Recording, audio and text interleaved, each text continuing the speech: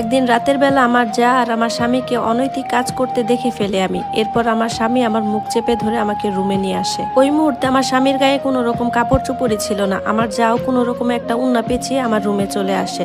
তখন আমার স্বামী আমার যাকে বলে তাড়াতাড়ি গিয়ে একটা বটি নিয়ে এসো। আমার যাও সাথে সাথে একটা বটি নিয়ে আসে। তখন আমার স্বামী ওই বটিটা আমার গলার সামনে ধরে বলে, এই কথা যদি কাউকে কোনোদিন বলিস আর চিৎকার করিস তাহলে আমি তোকে মেরে ফেলবো। আমি ওই সময় অসহায় ছিলাম, মৃত্যুর ভয়ে চুপ করেছিলাম। এর একটু পর আমার যা একটা কোরআন শরীফ নিয়ে আসে আর আমার স্বামীর হাতে তখন বটিটা ছিল। আমাকে বলে আমি যেন এই কোরআনটা ধরে বলি যে আমি এই কথা কাউকেই বলবো না। তখন আমি আমার জীবনের ভয়ে তাদের কথায় রাজি হয়ে যাই। ওই সময় আমি এতটাই বোকা ছিলাম যে এই কথাগুলো আমি কাউকেই সত্যি সত্যি বলিনি, শুধুমাত্র নামাজ পড়ে আল্লাহর কাছে দোয়া করতাম, কারণ আমি কোরআন ধরে কথা দিয়েছিলাম। তারপরের দিন সকালে দেখি সবকিছুই নর্মাল, এমন ভাব হচ্ছে যেন কিছুই হয়নি।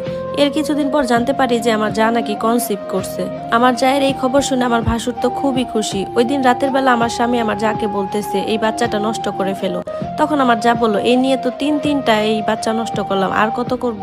এটাকে রেখে দেই আর এটাকে তোমার ভাইয়ের নামে চালিয়ে দিব, সমস্যা কি? এই কথা নিয়ে আমার স্বামী আর আমার জায়ের মধ্যে তুমুল ঝগড়া হয়। এরপর তারা প্রায় 10 দিনের মতো কথা বলেনি, আর আমার যাও আমার সাথে তেমন একটা কথা বলেনি, কোনো ঝামেলাও করেনি আমার সাথে। এরপর যখন 2013 সাল, তখন আমার জায়ের প্রায় 7 মাস চলে। এরই মধ্যে আমার যা আর আমার স্বামীর যত কথাবার্তা, তাদের যত কিছু আছে সবকিছু আমার সামনেই করে। ওরা আমাকে আর কিছুই লুকায় না, আমাকে সামনে রেখেই তাদের সব কাজ করে, সবকিছু আমার সামনাসামনিই করতো। এগুলো দেখে আমার বুকটা তখন ফেটে যেত। খুবই লজ্জা লাগছে এগুলো বলতে, তারপরও বলতে হচ্ছে। এরপর আমার যার একটা মরা বাচ্চার জন্ম দেয়। সেদিন আমি অনেক খুশি হয়েছিলাম, আর আমার যাকে আমি বলেছিলাম যে আপনি তো দেখি ঠিকমতো বাচ্চাও জন্ম দিতে পারেন না, কারণ আমার যখন একটা প্রথম বাচ্চা মারা গেছিল তখন আমার যা আমাকে অনেক কথা শোনাইছিল। এই কথাগুলো আমার যা আমার স্বামীকে বলে দেয়। এরপর আমার স্বামী আমাকে খুব মারধর করে, এজন্য আমি সেখান থেকে আমার বাপের বাড়িতে চলে যাই। এরপরের দিনে আমার স্বামী আমাকে আমার বাপের বাড়িতে নিতে আসে। সে ভাবছিল আমি আমার বাপের বাড়িতে যদি সবকিছু বলে দিই, এজন্য সে আমাকে আবার তাদের বাড়িতে নিয়ে যায়। তাদের বাড়িতে যাওয়ার কয়েকদিন পরে আমার বাবা মারা যায়। এই খবর শুনে বাবার বাড়িতে গিয়ে প্রায় 40 দিনের মতো ছিলাম। মন মেজাজ সবসময় খারাপ থাকতো, কারণ বাবা নামক ছায়াটা আমার মাথার উপর থেকে চলে গেল। আসলে এই পৃথিবীতে যার মাথার উপরে বাবা নামক ছায়াটা চলে যায়, সেই বুঝতে পারে যে জীবন আসলে কতটা কঠিন। এর কিছুদিনই পরে জানতে পারি যে আমি দ্বিতীয়বার আবার কনসিভ করছি। কনসিভ করার সাথে সাথে আমি বাবার বাড়িতে চলে আসি।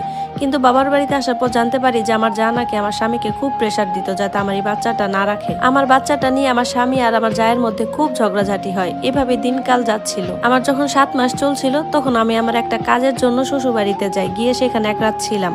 তো থাকার পর পরদিন সকালে আমার যা আমার সাথে তুমুল ঝগড়া শুরু করে। এরপর আমার জায়ের বাচ্চাটা যখন পুকুর ঘাটে খেলতে যায়, সেখানে পড়ে যায় সে। আমি তাকে ধরতে গিয়ে আমিও পড়ে যাই।